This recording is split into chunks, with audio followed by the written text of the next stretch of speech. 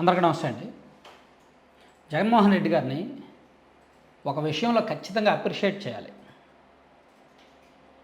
పార్టీని లీడ్ చేయడంలో ఆయన అభ్యర్థుల మార్పులు ఇష్టానుసారం చేసేస్తున్నారు, ఎమ్మెల్యేలకు విలువనివ్వలేదు అని అనుకున్నాం. కానీ ఎమ్మెల్యేలు వెళ్ళిపోయినా పర్వాలేదు,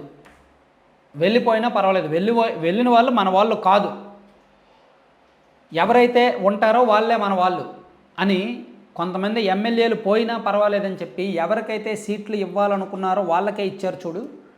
చూడండి, ఆ విషయం అప్రిషియేట్ చేయాల్సిన అంశం.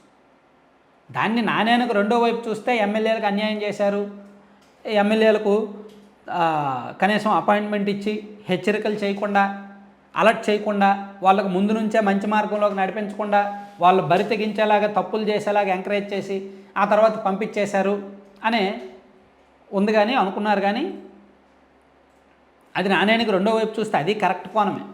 కానీ నాణ్యానికి మొదటి వైపు కూడా మనం చూస్తే 61 నియోజకవర్గాల్లో సిట్టింగ్ ఎమ్మెల్యేలను కాదని సమన్వయకర్తలను మార్చినప్పుడు కనీసం 40 నియోజకవర్గాల్లో తిరుగుబాట్లు రావాలి, 40 నియోజకవర్గాల్లో తిరుగుబాట్లు రావాలి. కానీ వైసీపీలో 15 నియోజకవర్గాల్లో మాత్రమే తిరుగుబాట్లు వచ్చాయి. అంటే 25% కాన్స్టిట్యున్సీస్లో మాత్రమే ఆ తిరుగుబాట్లు ఉన్నాయి. ప్లస్ ఆ తిరుగుబాట్లు ప్రభావం కూడా ఎక్కువగా లేకుండా చాలా చాకచక్యంగా వ్యవహరిస్తున్నారు. నేను ఈ విషయాన్ని తెలుగుదేశం పార్టీతో కంపేర్ చేస్తాను.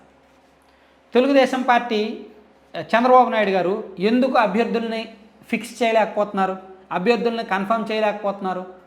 మొహమాటానికి పోయి నాంచుడు ధోరణి, భయము, ఆత్మన్యూనత, అభద్రత, ఆత్మరక్షణ ఇవన్నీ ఎక్కువ. అంటే ఇదిగో ఒక సీట్లో 3 పోటీ పడుతున్నప్పుడు ఒక ఆయనకి సీట్ ఇచ్చి మిగిలిన ఆయన్ని వద్దు సీట్ ఇవ్వకపోతే ఆయన ఎక్కడ పార్టీ నుంచి వెళ్ళిపోతాడో, ఆయన ఎక్కడ పార్టీ మీద విమర్శలు చేస్తాడో అనే భయం. సో ఆ భయమే చంద్రబాబు నాయుడు గారిని సగం తినేసింది. ఇప్పటికీ కూడా ఆ భయం వల్లనే టీడీపీ ఫస్ట్ లిస్ట్ రిలీజ్ చేయట్లా. ఎన్నో సీట్లు ఉన్నాయి, ప్రతి సీట్లలో 2-3 పోటీ పడుతున్నారు.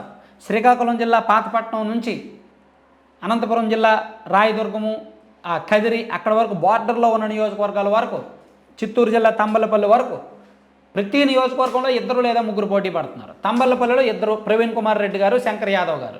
పాతపట్నంలో 2, కలమటి వెంకటరమణ గారు, ఎంజేఆర్ గారు. సో ఆ బార్డర్ నుంచి ఈ బార్డర్ వరకు కూడా టీడీపీలో అన్ని నియోజకవర్గాల్లో కూడా 2 లేదా 3 పోటీ పడుతున్నారు సీటు కోసం. అధికారంలో ఉన్న వైసీపీ పోతే పోయారు, ఉన్నవాళ్ళు మా వాళ్ళు, మా పార్టీ బలం మాకుంది, మా డబ్బుల బలం మాకుంది, మా పోలీసుల బలం మాకుంది. సో ముందు నుంచే సమన్వయకర్తలను ప్రకటించడం వలన ఒక 3 నెలల్లో 4 నెలల్లో వాళ్ళు జనంలోకి వెళ్ళడానికి బాగుంటుంది, క్యాడర్ని కలుపుకోవడానికి బాగుంటుంది, poll management action plan ready చేసుకోవడానికి బాగుంటుంది, డబ్బులు రెడీ చేసుకోవడానికి బాగుంటుంది. కానీ అది అధికారంలో ఉన్న వైసీపీయే అంత జాగ్రత్తగా ఉన్నప్పుడు, అభ్యర్థులను చకచకా మార్చేస్తున్నప్పుడు, పోతే పోనీ, వెళ్ళిపోయిన వాళ్ళు వెళ్ళిపోని, 25 మంది ఎమ్మెల్యేలు పోయినాయి అనుకున్నప్పుడు మరి ప్రతిపక్షంలో ఉన్న టీడీపీ ఆ విషయంలో వెనకబాటు వేసినట్టే కదా. చంద్రబాబు నాయుడు గారు ఆ విషయంలో జగన్మోహన్ రెడ్డి గారితో పోలిస్తే ఫెయిల్ అయినట్టే కదా. సో మరి పార్టీని 40 ఇన్నేళ్లుగా పార్టీని నడిపిస్తున్నప్పుడు జగన్మోహన్ రెడ్డి గారు లాంటి డేర్ స్టెప్ వేయలేకపోతే చంద్రబాబు గారిని అందుకే పార్టీలో కూడా చాలామంది విమర్శిస్తుంటారు. ఇప్పటికీ కూడా ఎవరెవరైతే నాయకులు ఉన్నారో అక్కడ చంద్రబాబు గారిని టార్గెట్ చేస్తూనే ఉంటారు, భయస్తుడు అని. సో అందుకే అభ్యర్థుల మార్పు విషయంలో చాలా చాకచక్యంగా, చాలా జాగ్రత్తగా, వెళ్ళిపోయిన ఎమ్మెల్యేలు పోయినా పర్వాలేదు అనుకొని, ఉన్న వాళ్ళని కాపాడుకుందాం అనుకొని, పార్టీ మీద అత్యంత నమ్మకంతో, తన బలం మీద, కొత్త క్యాండిడేట్ల మీద నమ్మకంతో 61 సీట్లలో సిట్టింగ్ ఎమ్మెల్యేలను మార్చడం అంటే మామూలు విషయం కాదు. 61 నియోజకవర్గాల్లో సిట్టింగ్ ఎమ్మెల్యేలను మార్చారు. 14 పార్లమెంట్ స్థానాల్లో సిట్టింగ్ను మార్చారు. ఇంకా ఉన్నాయి, ఇంకా ఎమ్మెల్యేల సీట్లకు సంబంధించి ఇంకో 20 మారుస్తారు. సో ఇప్పుడు వరకు మన రాష్ట్ర రాజకీయాల్లో ఏ పార్టీలో కూడా ఇంత భారీ స్థాయిలో అభ్యర్థుల మార్పు జరగల. సో ఇంత భారీ స్థాయిలో అభ్యర్థుల మార్పు జరిగినప్పుడు సగం కంటే ఎక్కువ మంది ఎమ్మెల్యేలు రివర్స్ అవుతారని అనుకుంటాం. కానీ ఇప్పుడు వైసీపీలో 80 సీట్లు మారిస్తే 25 మంది ఎమ్మెల్యేలు బయటకు వెళ్తున్నారు. నేను మొదటి నుంచి 25 నుంచి 30 మందిని అనుకున్నా. సో ఇప్పుడు కూడా అదే లెక్క ఉంది, 25 నుంచి 30 మంది. సో జగన్మోహన్ రెడ్డి గారి అభ్యర్థుల మార్పు వలన మంచి ఎంత ఉందో చెడు అంతే ఉంది, పాజిటివ్ ఎంత ఉందో నెగిటివ్ అంతే ఉంది. సో పాజిటివ్ని తీసుకుందాం, నెగిటివ్ను వదిలేద్దాం అనే డేర్ స్టెప్ గట్స్ ఉన్నాయి చూసారా, అందుకే ఈ విషయంలో జగన్మోహన్ రెడ్డి గారి సక్సెస్ అని నేను అంట. అభ్యర్థుల ఎంపికలో మాత్రం రిస్క్ స్టెప్ వేయడంలో మాత్రం జగన్మోహన్ రెడ్డి గారు సక్సెస్, ఎవరు అవునన్నా కాదన్నా.